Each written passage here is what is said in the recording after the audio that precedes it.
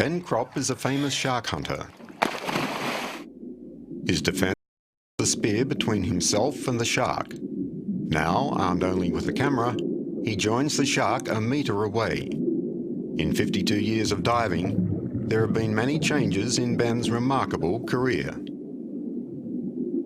Ben began diving back in 1950 and became a champion spearfisherman at a time when the pristine reefs were teeming with fish. In 1963, he swapped his speargun for an underwater camera and turned to making shark hunting films. Now, 40 years later, with more than 100 wildlife documentaries, Ben Cropp has become a living legend. This is the story of a shark hunter.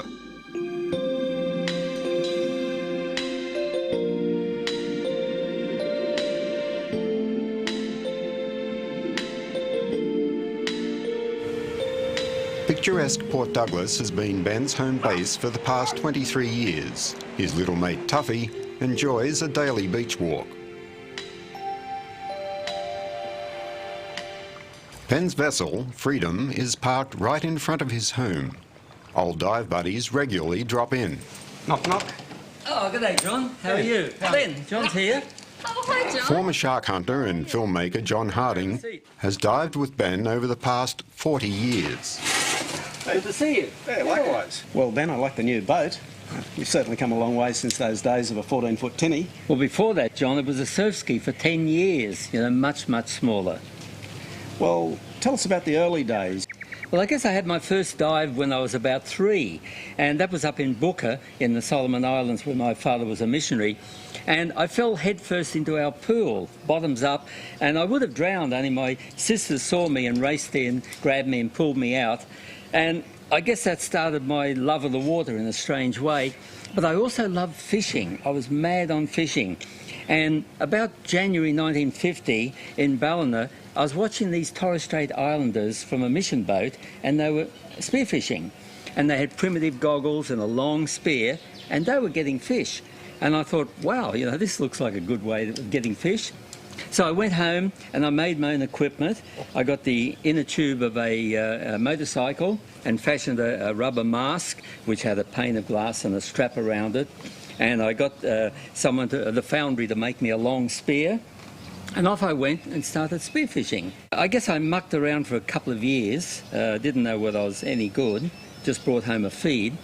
And then we moved up to Tweed Heads in 1953. And that's when I teamed up with 2 really top divers, Ron Cox and Frank Kirkham, who became Australian champions shortly afterwards. And that year they had the first Australian championship, and I got in the team, and surprisingly we won. And I went on to win 6 Australian spearfishing titles and represented Australia at the world titles. I wasn't necessarily the best, John, in those days, but I had that determination and stamina. I just refused to give up. And when I finally lost that, then I just couldn't win anymore. I always wanted to make my living out of diving because I loved it so much. And I had 2 choices. One was abalone diving down south in the cold, and I went, no, thank you, or underwater filming. So I took that up because that took me up into the warm climes, and I took on the subject of sharks and shark hunting because no one was really filming sharks in those days. Now, what you saw of me spearing sharks with an ordinary spear gun, I mean, that was good, but it was frightening because sometimes, I was pretty close to being chewed up. So a friend and I, we invented an explosive head that used a 12-gauge shotgun cartridge that screwed on the end of a hand spear.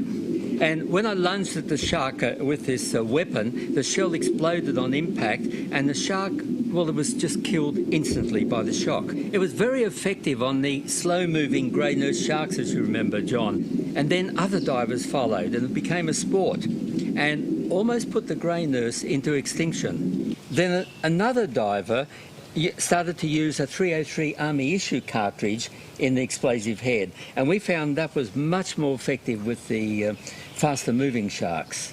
Now this uses a 303 Army issue cartridge, and we have a movable firing pin here, so that when the whole lot is screwed up together, all it has to do is hit the shark, and this blasts the charge straight into the shark, and if it's hit anywhere in the head, it will kill it instantaneously. Originally, Ben's shark hunting began as a search for a repellent. Then the invention of the explosive head in 1963 was a new instant confidence booster for all the adventurous. Yet it was to be misused by an over-enthusiastic minority. Now, you'd remember just how popular these shark hunting films became after Shark Hunters, and I ended up winning the International Underwater Photographer of the Year award just after Cousteau and Hans Hassett won it. Two diving legends. All because of a shark hunting film, the second one I did, called Shark Safari.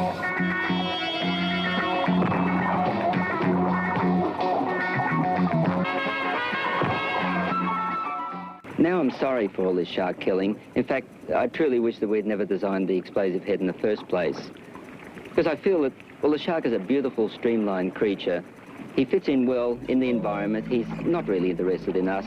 And I feel that, well, even this shark has a right to live. Then along came the film Jaws. You know, everyone had this massive fear of white sharks that didn't exist before. And you may remember a promoter came to me and said, I'll give you $1 million if you fight a great white. Bill Sargent, I think. Yeah, and was supposed to be a fight to the death. Got enormous amount of publicity worldwide. Not good publicity, totally.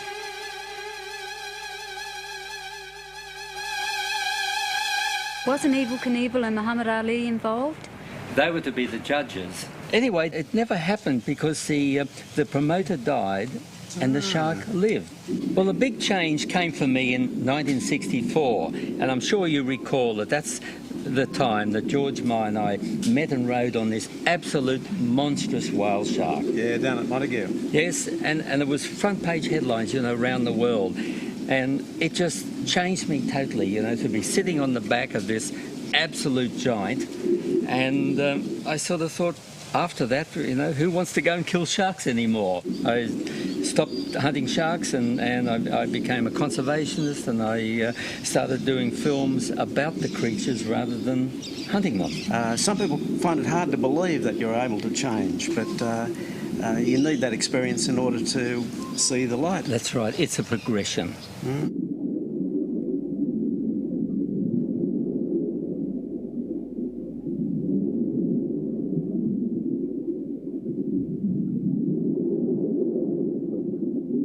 I guess that was my greatest scoop, you know, up till then. And even National Geographic magazine used my photo as that 3-page fold-out. But a couple of years after that, John, I met another whale shark, and this was off Surfers Paradise. And at that time, they had a shark spotting plane up overhead, and it was relaying live down to the people on the beach through the loudspeakers as to exactly what was going on. From a Skywatch aircraft, we've presently been circling a very large whale shark, just been sighted off Main Beach. It's a very large fish, looks most spectacular from up here. The rest of the coast seems to be quite free of marine life, but this large fish is right off Main Beach, around about 200 yards out, swimming northbound, and we'll keep you advised as to its movements later on in the day. We believe Ben Cropp is on his way down to have an attempt at riding this whale shark.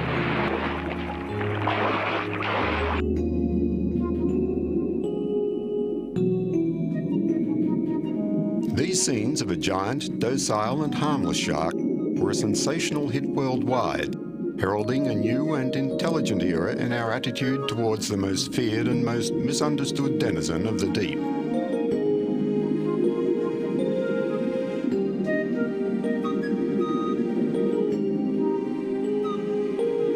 Ben acknowledges that the earlier hunting era was a necessity, a natural progression to the popularity of scuba diving, and the respect and protection of marine life. Well, Ben, out of all those books you've written, the first one, Handbook for Skin Divers, I really remember well. The instructions on how to make a spear gun were terrific, and of course tips on underwater photography was exactly what I was after in those days.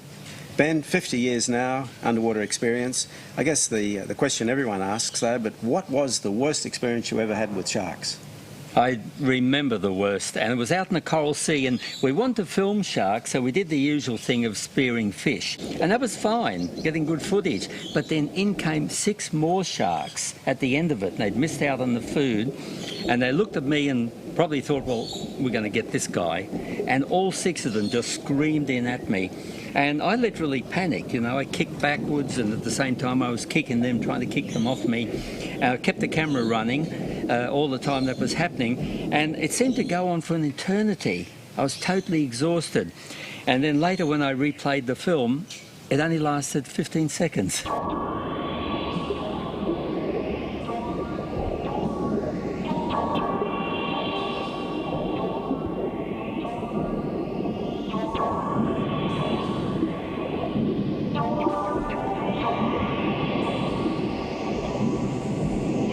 Mostly I had close encounters with sharks in dangerous situations, not necessarily, you know, life-threatening like that attack. For example, one time we found a leathery turtle. Now, leathery turtles are rare, and this leathery turtle was actually rolling around upside down. And then we realised that a great white shark was hanging around close by, and this was an evasive tactic by the turtle.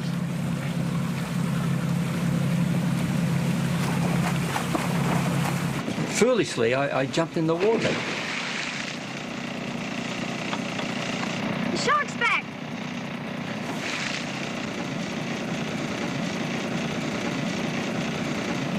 Where's the turtle? I don't know, but the shark's back. What? Where? I don't know, he was here a minute ago. He's probably under the boat.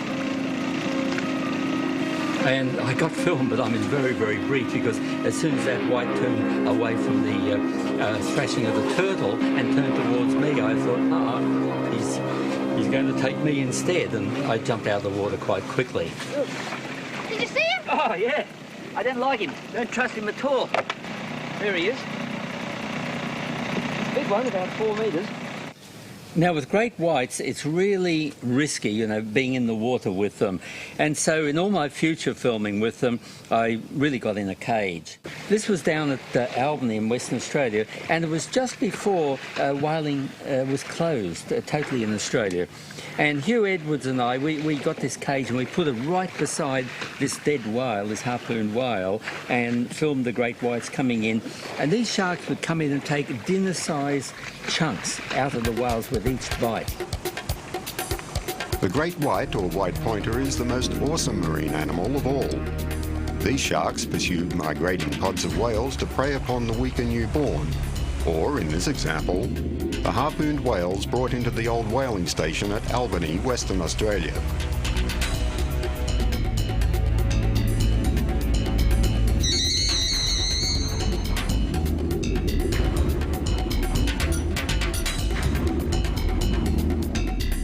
Then the shark would turn around and see us in the cage and would come up to the cage and ram the cage, bump it, and eventually it almost got too dangerous, you know, even to be in the cage.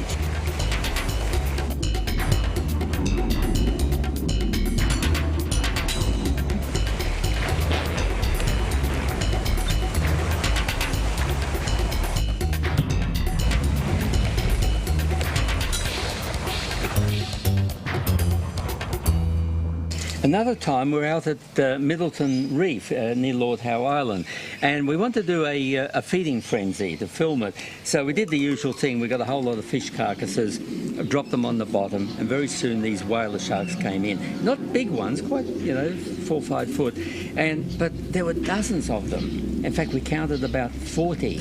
And these whalers were going in and out around us, almost between our legs, eating up this food. There was a certain amount of danger because, you know, to meet one shark or be bitten by one shark is bad enough. But with 40 sharks, you know, it really multiplies the risk.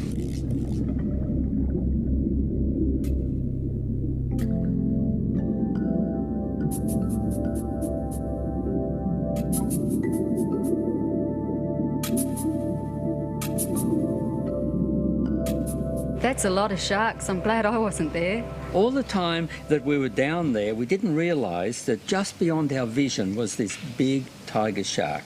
He was watching us, waiting for his turn to come in. Len, get the smokies, quick. What's the matter? 3 big tigers down there. I don't know which one's And he didn't come in until we actually stopped filming the whalers. Well, Wally, in those days, was still mad keen on shark hunting, so he quickly grabbed 303 head, screwed it on, jumped back in the water. It just came straight up at him. I mean, it probably was an attack. And Wally met it head on, hit it with the 303, and the shark just kept coming in a headlong rush, hit the surface, but was mortally wounded.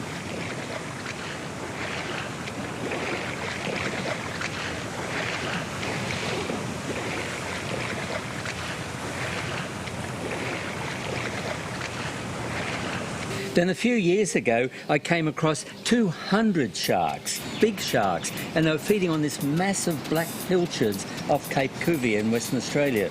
I've never seen anything like it, these sharks just swimming in and out of these pilchards and rushing through and trying to grab the food. It was the greatest feeding frenzy that I'd ever witnessed. So I decided, well, I better get down amongst them and try and film them underwater. But when I got down there, it was just too dangerous, far too dangerous to get in the water. So I just used the simple method of putting the camera in over the dinghy, and I got wonderful shots. I got probably the same as if I was swimming and kept all my lens intact.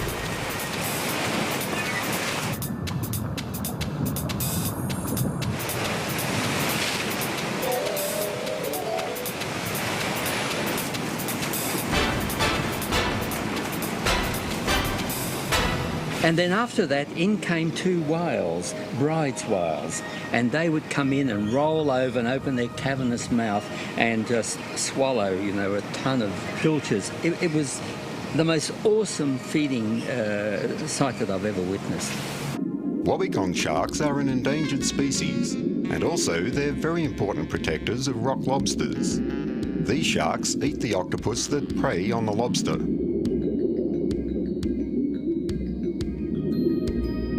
Catching a tow on a non-aggressive shark was acceptable in the 1960s, but not today. A young Eva Cropp found it was fun playing with this leopard shark about 1967 off Tweed Heads.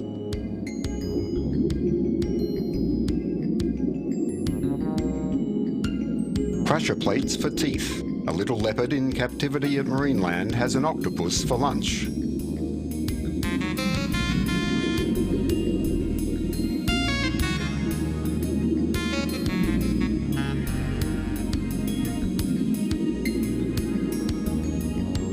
There are few underwater experiences that equal a close encounter with this giant.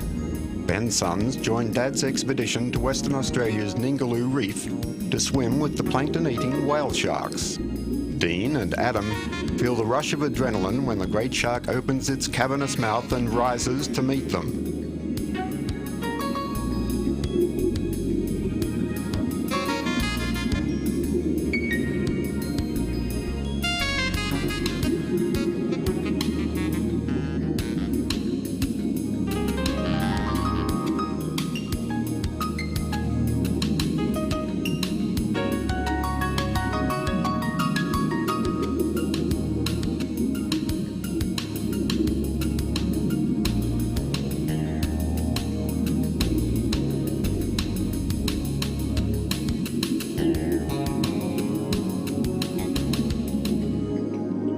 Ben Cropp's earliest inspirations came from his fascination with the sea and the drive of a young man with a quest for knowledge in what was then an unknown realm. An early form of professional diving was to capture sharks alive with a speargun. This now primitive technique actually worked very well. Ben places his spear in the dorsal fin of a grey nurse shark he wants alive for Marineland on the Gold Coast.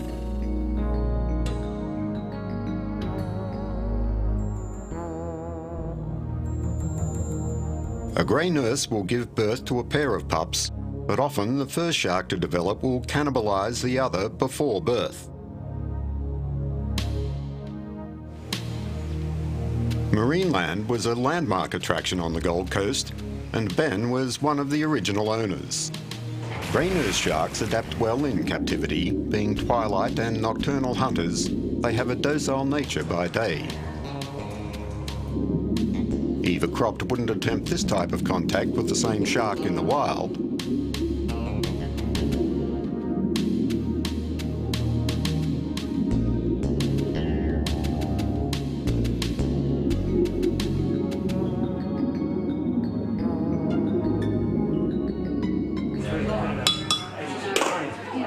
dinner parties, Ben's mango daiquiris are a specialty. Your favourite, Louise? Ben still loves to spearfish, and today's catch is on the menu. His own recipe for battered fish on the barbie is simply delicious. November 16, 1977. Ben's expedition in search of the famous Pandora made Australia's maritime discovery of the century. Lost since 1791 on the far northern section of the Great Barrier Reef, the Pandora was returning to England with some of the captured mutineers of Captain Bligh's bounty. Dean and Adam's mother, Lynn Cropp, and Wally Gibbons are in the process of salvaging the large earthenware jar. This British naval ship is a significant time capsule of history and the most important maritime archaeological discovery in Australia. The salvaged relics now fill an entire museum in Townsville. A whole bit of water too. I suppose it'd be about, what, 30 gallons, maybe? TMF. I wonder what TMF stands for. Some sort of a sign at the top. They made the cast, I guess. In what has become a 40-year quest involving all of Australia's vast coastline, Ben has now found more than 100 sunken ships.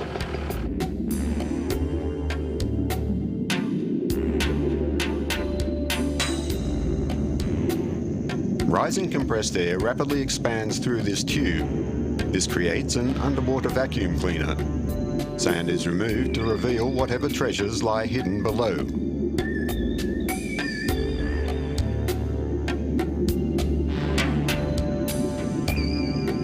An antique brass lamp is in great condition despite a century in the sea.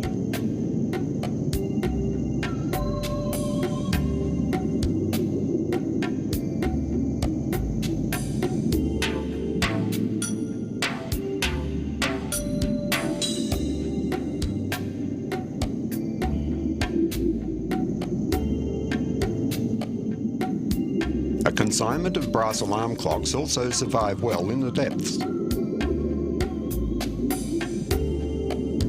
The non-government sponsored salvage of any shipwreck in Australian waters more than 75 years old is now forbidden. Divers are still allowed to explore the wrecks, but relics must remain untouched. That's the sperm whale oil. Yeah, that's a shame. That's what started off all the sperm whales being slaughtered. This one's in very good nick. October 21, 1884. That dates the wreck.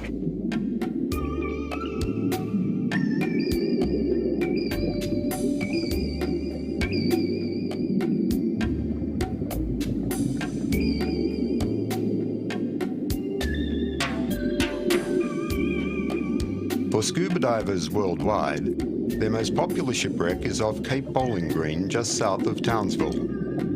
Here, the 3,500-ton steamship Yongala disappeared during a cyclone back in 1911 with all 137 hands on board. There were no survivors. Few had dived the wreck since it was discovered. Then, in 1977, Ben, Lynn and Wally began a salvage to establish what was to become Ben Cropp's Shipwreck Museum in Port Douglas. On the first deep penetration of the wreck, Lynn locates a storeroom of spare brass lanterns which are nicely preserved. Ben, of all the shipwrecks you've taken me to, the Yongala's the one I enjoyed the most. Well, we certainly took a lot of stuff off her in the early days. We can't do that anymore. Years of marine growth and a partial collapse of the steel structure make Wally's discovery of the Yongala Bell even more significant.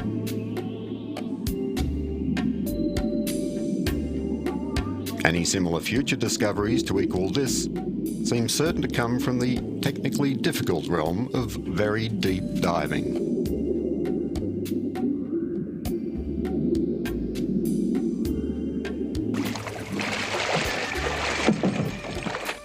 It's heavy. I say it's heavy. I think I've solved the mystery of why it sunk. All the portholes on the wreck are open. some of them are closed, but they haven't been dogged down. Oh, that's right. That other one was closed, but it wasn't dead. This means probably when the cyclone hit it, the portholes being open, she's got into a heavy seaway and all the water's come in through the portholes and she's found it. Yeah, well, if she heeled over to the wind in the cyclone and all the water poured in one side, she'd go down. Because she's laying on the side, too. That's right. She's gone down like that. Yeah, well, this could be the answer to the mystery. Yeah, well, might clean it up. It's a good little relic somewhere. Craig, eh? Look at this. Adelaide Steamship Company. Yeah. Isn't that good? Oh, but you even got their own brand name on them. Yeah. Well, there's How'd some you like deeper your tea off this tonight? I think we'd have to give them a wash first. The ultimate find, the ship's bell. Yeah, Zach, eh?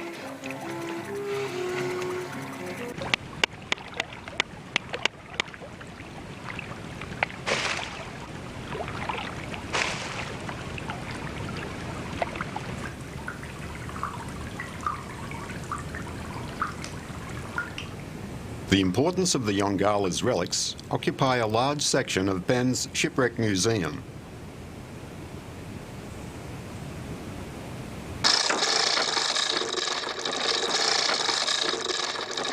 It's looking pretty good now.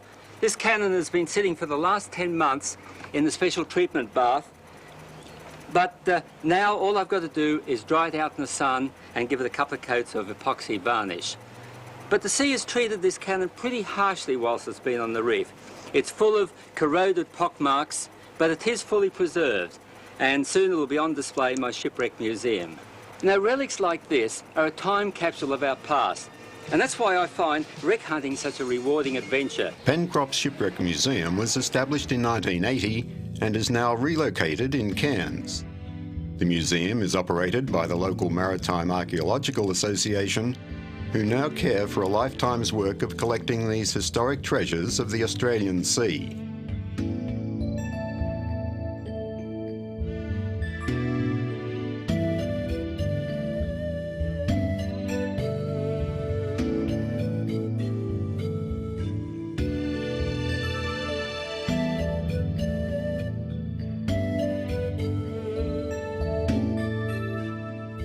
You know, John, bureaucracy's really dampened my enthusiasm for going out these days and search for sunken ships.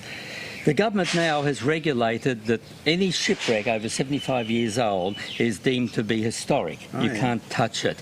And yet there's hundreds of shipwrecks out there, even yet to be discovered, that are not historic. They're just shipwrecks.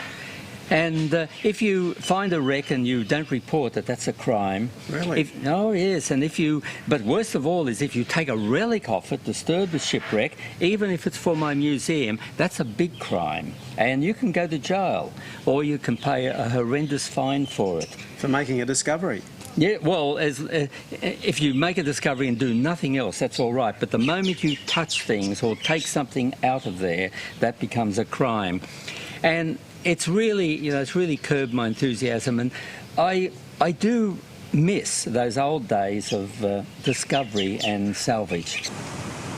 A passion that's never been dampened is Ben's love of diving the Great Barrier Reef. His base at Port Douglas is right on the doorstep of the greatest coral wonderland in the world. This is Ben's realm.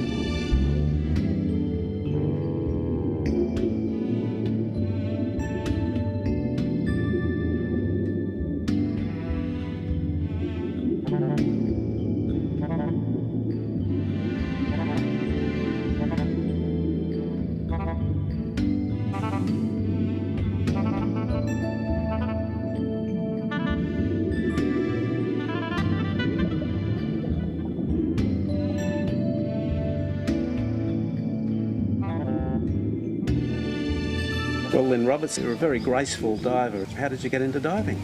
It was while I was filming my first film with Ben in Vanuatu. I did a dive course on the President Coolidge, and that's a massive, spectacular shipwreck, and it's the best in the world. And it was around the time when Ben received his Order of Australia. Oh, could we see the medal by any chance? I'd love to show you. The Order of Australia, a great honour and recognition for services to marine conservation and wildlife documentaries.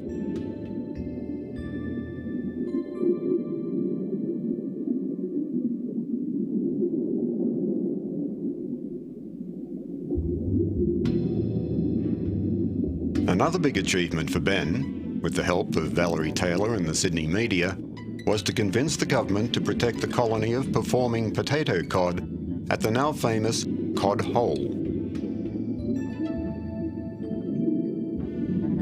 The battle to save the coast from overdevelopment and to protect existing mangroves was far from easy. Ben lost many battles at first, before the tide turned in favour of the environmentalists. The deadly box jellyfish. While testing an Aboriginal cure for its sting, the adventurer becomes a guinea pig in the name of scientific research. I'm hurting on this arm, I'm hurting on this, only leaves the legs. It's okay, I guess the inner thigh, that's very sensitive, just whack it on there. I'm sorry that I said that, it hurts. That's a very sensitive area. Okay, take it away. Okay, try this stuff. Oh, look, there's not even any juice coming out. I remember the Aborigines rubbed it, but I don't like that because all it started doing is making any nematocysts fire again. Is it working? Vinegar. Come on. Bit more. Oh, look at the redness there. That's better? Forget about this one. I'll stay with vinegar. I'm going to lie down.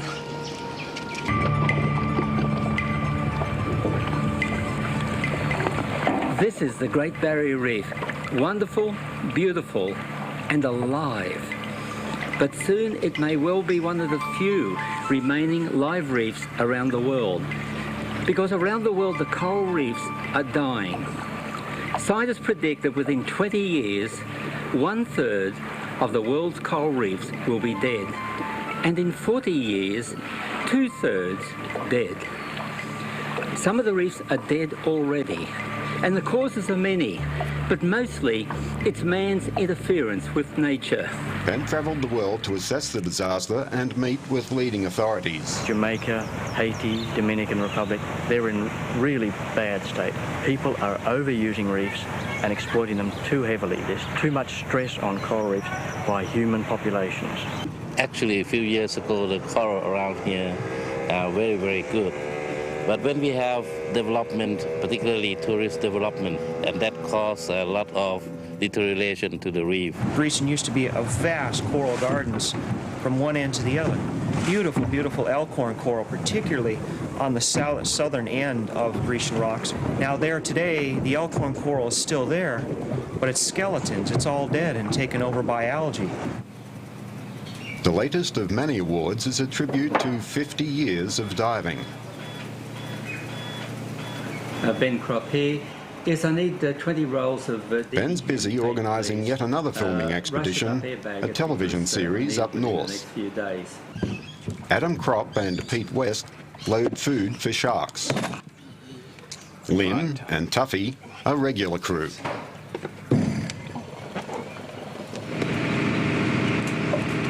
Dean is Ben's elder son. Both the Cropp boys share their dad's love for the sea. Ben is multi-talented, a film producer, director and cameraman, astute to include his family in adventures with broad appeal. That wharf is Ben's old home. He lived there for 20 years.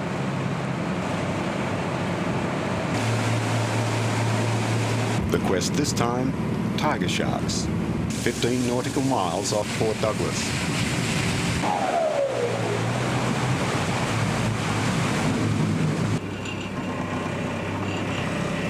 Too many bombings there, Adam. can't get through here. Yeah, I'll get around to the left.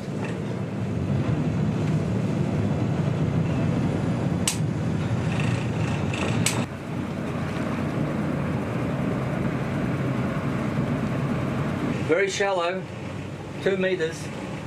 Lot of reef, isn't there? Like a labyrinth. The passage into Bat Reef Lagoon is a treacherous maze of coral outcrops. This looks good. Nice big sandy area. We can see the sharks from a long way away. I think we'll drop anchor.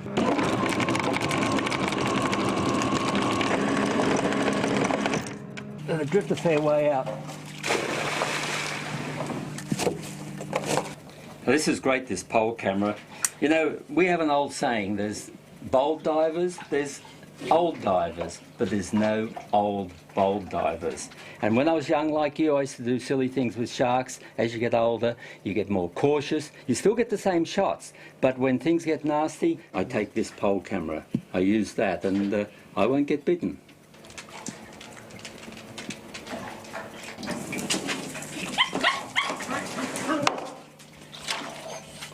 In tropical waters, tiger sharks are known to come into very shallow water day and night, looking for sleeping rays and turtles.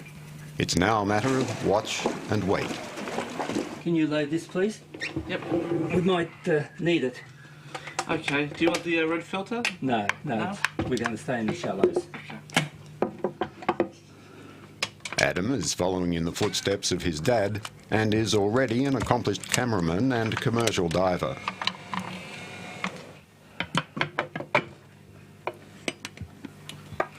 Camera's ready, Dad. 2 hours later, low tide. A solitary shark and its shadow appears. Yes, you're excited, Tough. We're going to get a big shark soon. Roll, Adam. Rolling. Dean, just pull it in slowly. Pull it in just a little bit.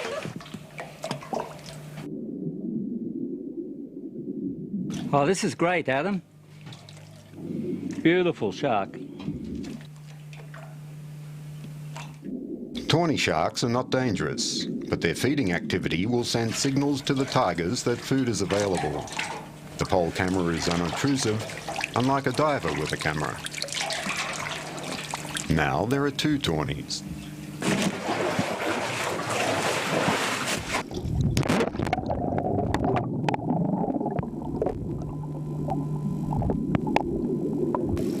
Come on, tawnies. Go for it. Boy, you're shooting up. All the pilot fishing and moorings around you. Dad, there's a lemon coming in over here.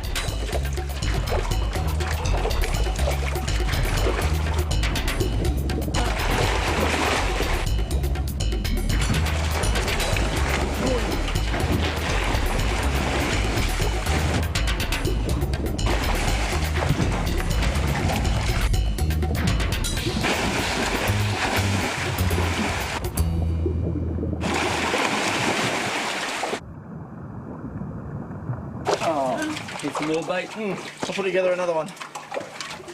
He's left one on the bottom. See, over there. You want to jump in and get it?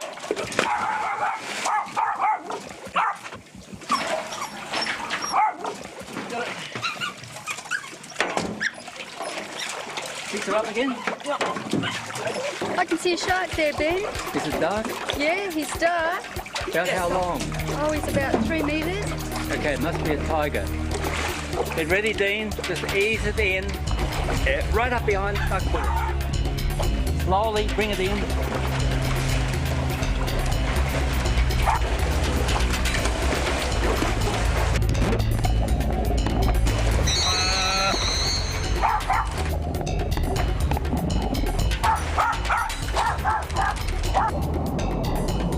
Oh, the tiger took it all. We'll have to try again tomorrow.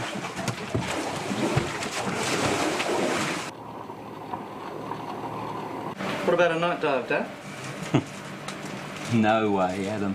There's too many tigers out here. Just too dangerous. They come in at this time of the night in the shallows to feed. You know, about 30 years ago when I was young and silly, we went down and fed sharks at night, took lamps down. It worked fine at first. I mean, spooky, really spooky.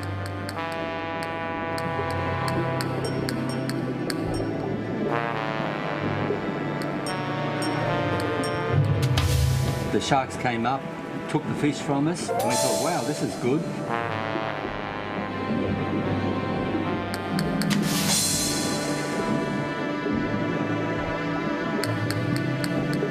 So we came back up and got more fish, and we got a really big fish, and thought, okay, this is going to make good film.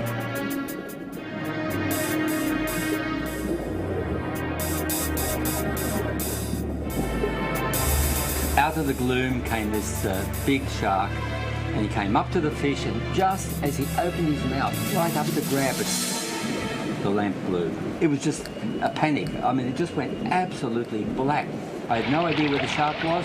My last vision was a metre away with his mouth open, and we just all went straight to the surface, hit the surface fast. Oh, the lamp blew. Oh, jeez. Hey, look me up too.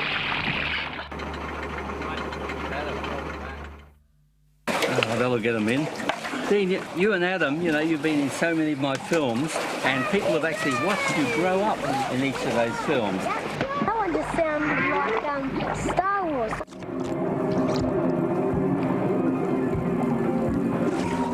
Oh, there's 3 tigers now. They're all circling. He's really munching at it.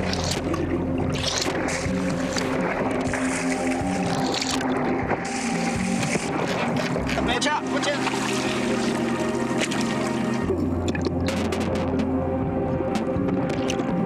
Do you feel that you've benefited from all this? Yeah, absolutely.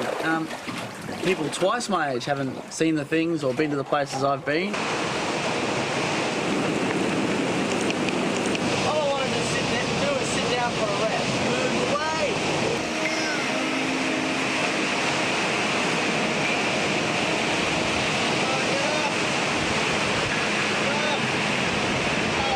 Making documentaries, it's been a really good head start into becoming a news cameraman. I use things I've learned out here, out in the water, and shooting animals. I can put them into everyday sort of shooting life back in Sydney. Right. And also you've got the advantage that you can do underwater for them. Oh, I love underwater. It's the most enjoyable part of my job when I get to.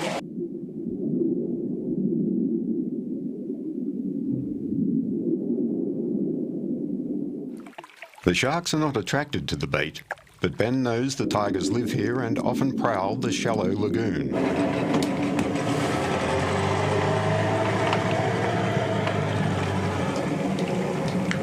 The former shark hunter knows he has to go out and find them.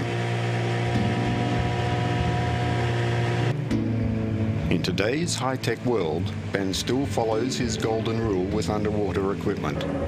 Keep everything as simple as possible, especially when filming sharks.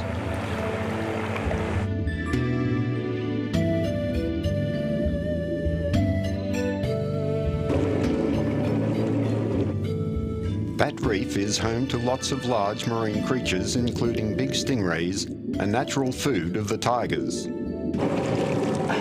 His turn.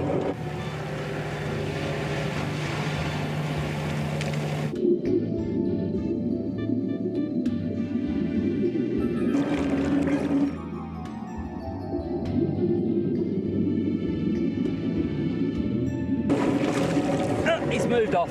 He's going around this way. The tiger is about 4 meters long, cruising in water barely 2 meters deep.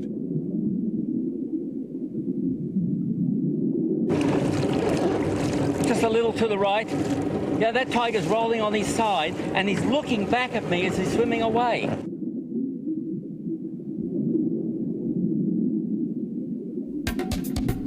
He's chasing something.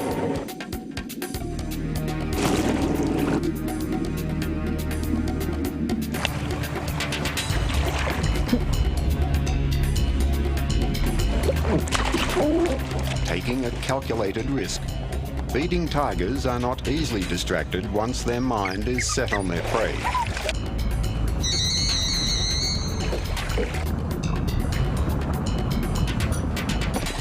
I got close, but I didn't like it at all. I think I'll film the rest from the dinghy.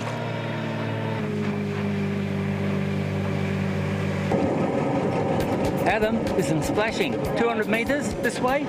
It's a tiger. He's after a turtle. He's got it by the flipper. Let's get in closer.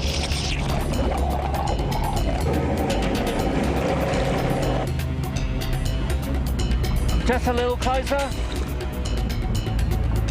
That's it.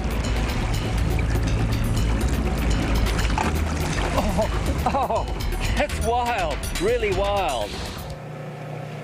Slow down. Young dugong make a favourite meal when a tiger is hungry.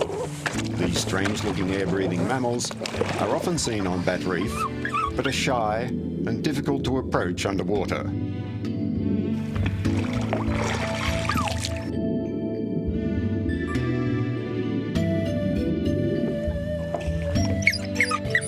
Shark skulks, they'll give them a swim. Come on, Tough.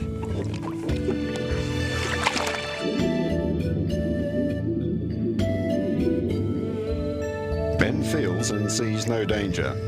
The lagoon is shallow and clear, with Adam on lookout. The shape of a shark could be seen 100 metres away.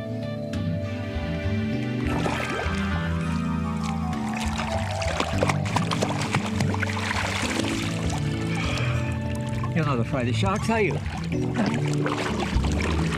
He doesn't know about sharks. He thinks they're toys.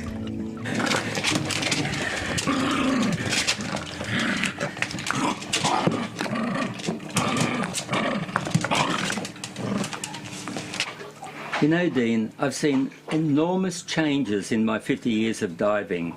In fact, my shark hunting exploits, I mean, the killing of those sharks, that pales into insignificance when you look at the millions and millions of sharks that are killed every year just to make shark fin soup. And all around the world, the coral reefs are dying. Countries where I've dived and there were absolutely beautiful coral reefs, now there's only 5% of that live coral left. In a way, I feel fortunate that I've lived in an era where I've been there at the beginning. I've been the first to dive or discover something. I've dived on these absolute pristine reefs. I think sadly, you know, you're never going to see what I saw 30, 40, 50 years ago. And in a way, you know, I feel that nature has lost its virginity and it's never going to come back.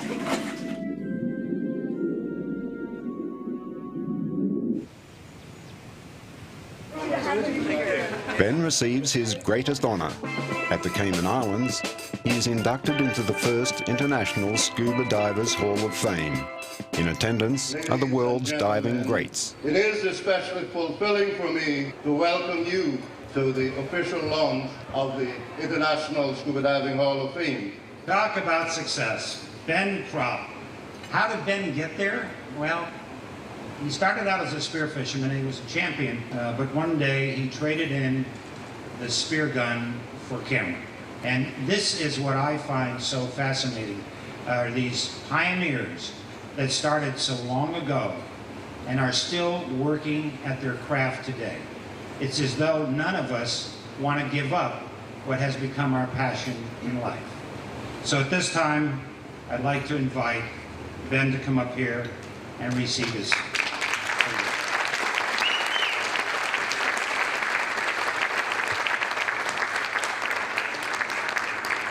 Hey everyone. 50 years ago, it was a very humble, quite primitive beginning. I guess my real hero was Hans Haas, which I'm very, very sorry not to see here tonight because he's a very dear friend. But go back 50 years ago, Hans was my hero. And as a 14-year-old, I wanted to be just like Hans Haas and have a girl like Lottie, go out diving. I think I went through a few Lotties in my lifetime. But I'm very, very pleased to be up here receiving an award along with people like and Jacques Cousteau. Thank you. This is the swan song of Ben's extraordinary career. First the Order of Australia, and now the Hall of Fame.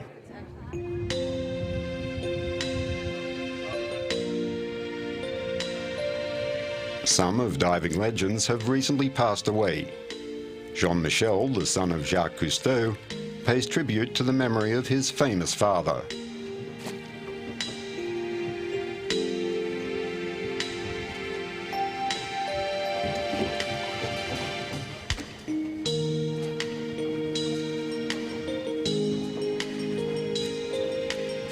Ben Cropp's life of adventure has now passed the half-century mark. He is by far the most successful person in his field, a champion and a mentor to divers the world over. His work brings a better understanding of the mysteries of the sea. We are all richer for this, and will continue with more ocean adventures, for his underwater world of corals, shipwrecks and sharks is truly his way of life. Watch out, watch out, watch out, watch out!